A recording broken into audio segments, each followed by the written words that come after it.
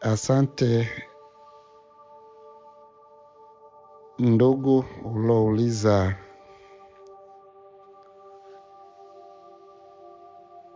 je, kuna uwezekano wa watu kuweka ulinzi dhidi ya roho za wazazi wetu zilizokengeushwa na viumbe wa kilimwengu?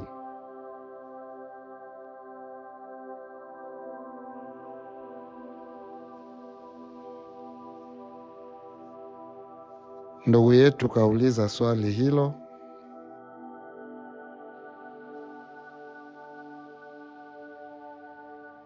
lakini jambo la kujua, mzazi aliyekwisha kufa huku amenakiri mambo ya kilimwengu yakawa ndo elimu yake ya kuishi kwa kuyatii,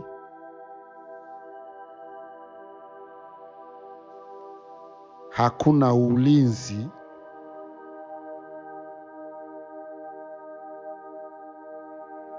nieleweke vyema hapo. Hakuna ulinzi kwenye jambo ambalo mtu alilihitaji kwa kutaka.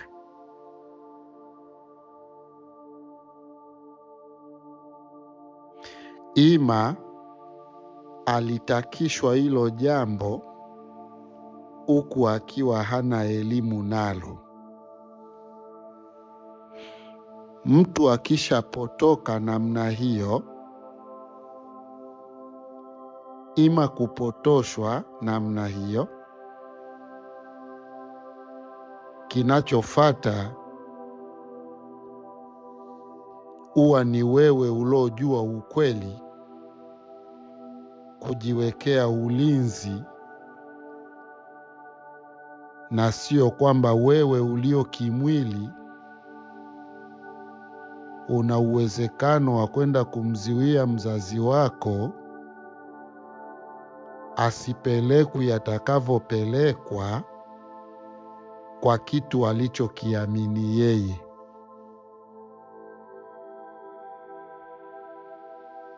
Kwa hiyo somo linalokuwa limetoka kutuelimisha kwamba mtu akishapotoshwa anakuwa hana maana kwa watu ambao wanahitaji usahihi wa kiroho kuhusu yeye.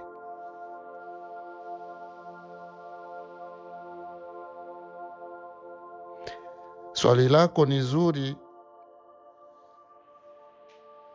na linaweza likawasaidia wengi wenye fikra hizo, ambao wanaweza wakafikiria kwamba labda mzazi wangu akiwa ameyaamini mapokeo, alafu akifa mimi nikimbilie pale kwenye kaburi, ima kwenye atendesi yake, nende nikaweke kinga kwamba roho yake ima vuli lake lisichukuliwe na viumbe hao kwa utumishi wao. Hicho kitu kinakuwa hakiwezekani, kwa sababu yeye ule mzazi ndo anakuwa anakifanya kwa kukifurahia, na mwingine anafanya hivyo, ima anafanyishwa hivyo kwa kutokuwa na elimu kama anayatumikia mabaya.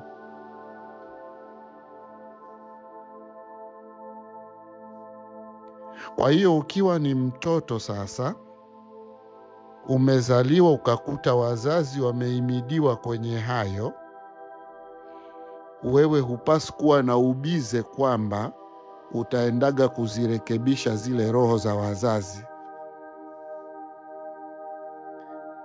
Historia inasema kwamba roho baada ya kufa imepotoka, ile isiyojuaga ukweli, ile ilopotoshwa haikujuaga ukweli.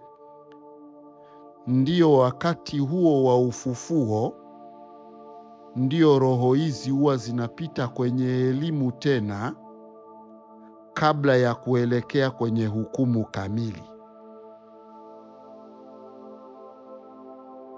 Kwa hiyo ukisikiliza hapa sasa, unatokea kujua kuwa roho ni memory card inayokuwa imekwisha sevu iloyajua na kuyakubali. Kwa kipindi cha uishi wa mbingu, roho inabaki kufanyishwa kazi hizo kwa kile ilichokikubali. Kikiwa ni kibaya, itabaki inakitumikia wakati wote wa uishi wa sayari. Naeleweka vizuri hapo? Kikiwa ni kizuri ni hivyo hivyo, kikiwa ni chema ni hivyo hivyo. Wako wale watu walikufa huku wanajua wazi kwamba mema ni yale pale, wakayakataa. Alafu haya ni mabaya, wakayashika. Watu hawa ndo huwaga hawana mbadala. Hawa wakifa wakati wa kwenye ufufuo, hawa huwa wanaenda kukaa maskani tu ya watenda mabaya moja kwa moja. Lakini wale waliyekufa wakiwa wameaminishwa vitu tofauti na ukweli, huku wakiwa wao hawajui kama vile vitu sio ukweli, watu hawa kwa Mungu hawanaga hatia, na hata kwenye maisha ya kawaida hawanaga hatia. Kwa hiyo hawa baada ya kufufuka, huwa kuna spesi ipo ambayo hawa huwaga wanabaki kwenye ubishani kwa miaka mingi, na wanaendelea kwenda kuelimishwa, na wanajikuta wataelimika, na wengine wataondoka kwenye hatua walizopandikizwa na kuuendea usahihi. Hivi ndivyo jadi imesimulia.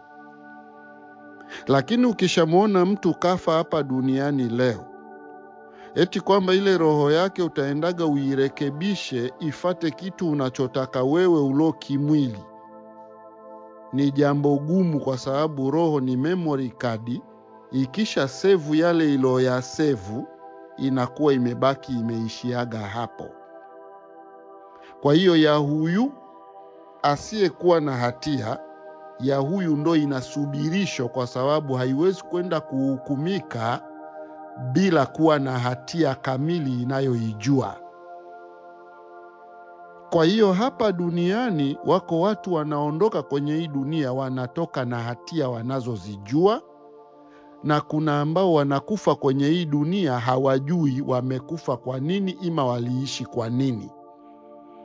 Hawa waliyekufa pasina hatia, hawa elimu yao huwa inaendelea mpaka waelimike, kisha wapate hatia kwa kuchagua kwao.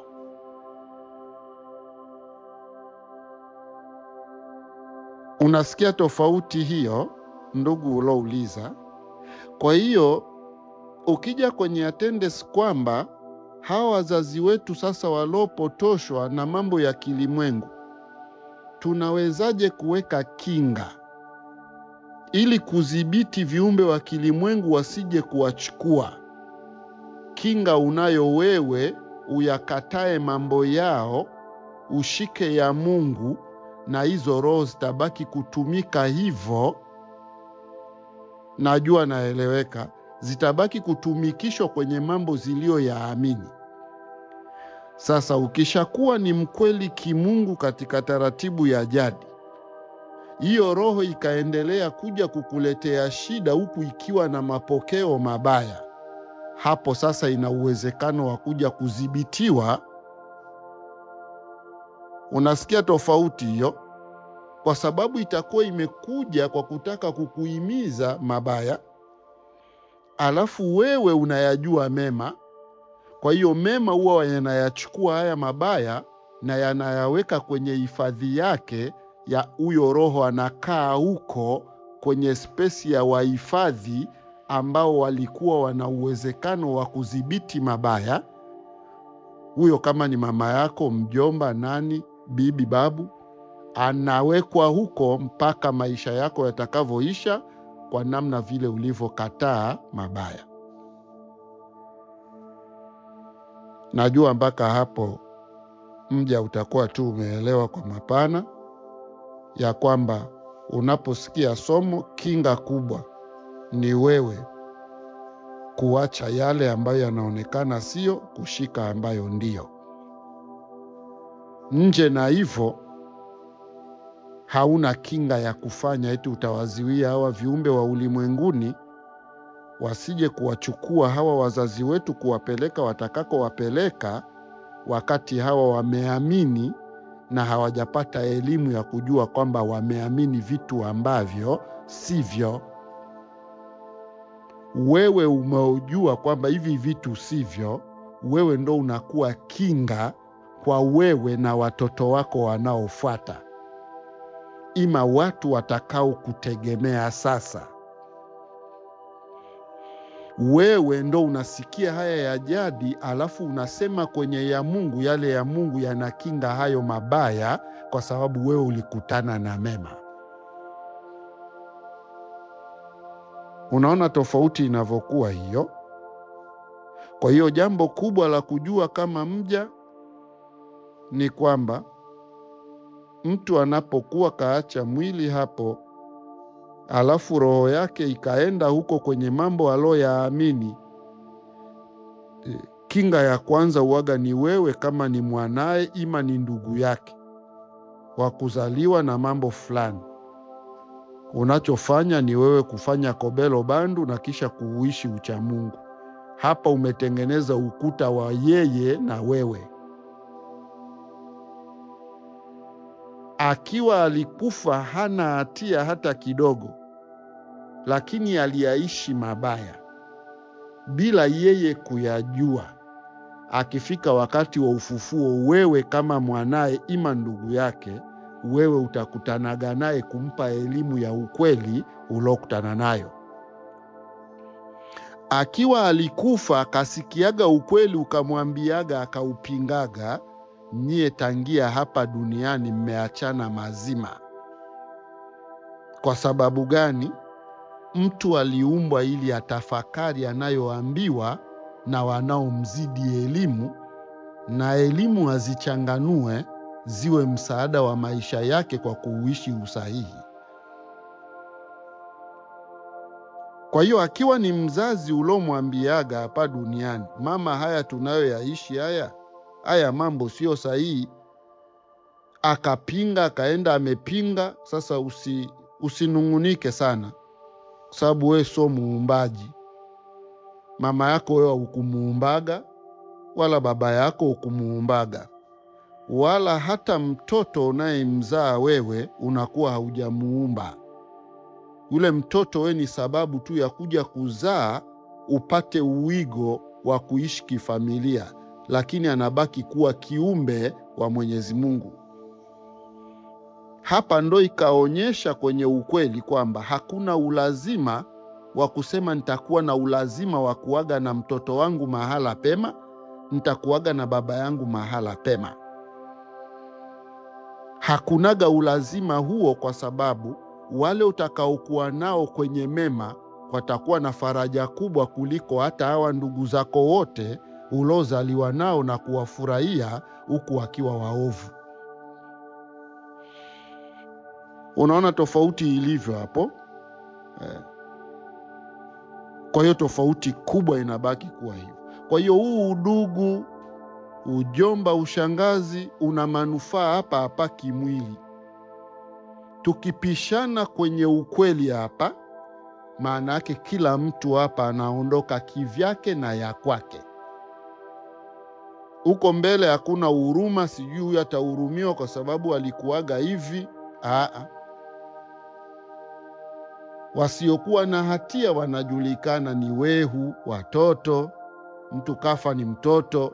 Hawa wengi waga wanaenda kurudi huko wakati wa ufufuo, huwa wana spesi yao ambao waga wanapata elimu, kwa sababu waga wana kronka mpya zinawatokea na akili inakuwa kama imewarudi, alafu wanaanza kukutana na ndugu zao, wale ndugu waliojua ukweli wanawaelimisha. Kwa hiyo huyu alopotoka bila kujua, unakuta anaanza kupata elimu upya na anajikuta anakuwa mtu fasaha.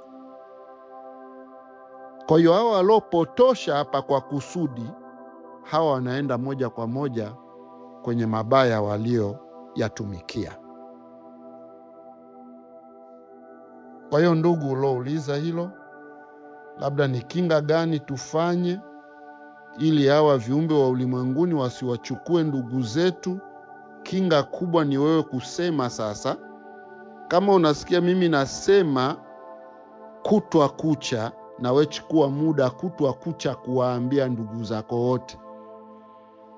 Ili nini? Uwe umewatengenezea password ya kuwapiga na ukweli, alafu waupinge kwa kujua.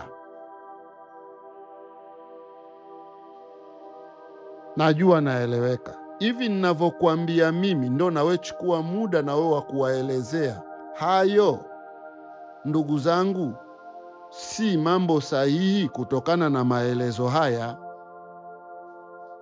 Alafu wakipinga, hiyo sio juhudi zako wewe. Waache waelekee kwa walichokitaka, na wewe simama kwa kilichokufaa. Hivi ndivyo Mungu alivyotuumba, ndugu zangu. Kwa hiyo ukisema unawapenda sana ndugu zako, labda ukafikiri utafufuka nao wapi na wapi.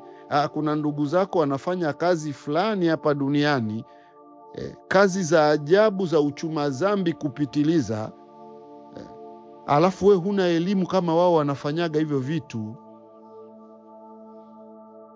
Unakuta umekaa na ndugu, lakini ndugu ni mrozi, anaua watu. Ndugu ni jambazi, anapata mamilioni ya pesa, lakini anamaliza watu wengine.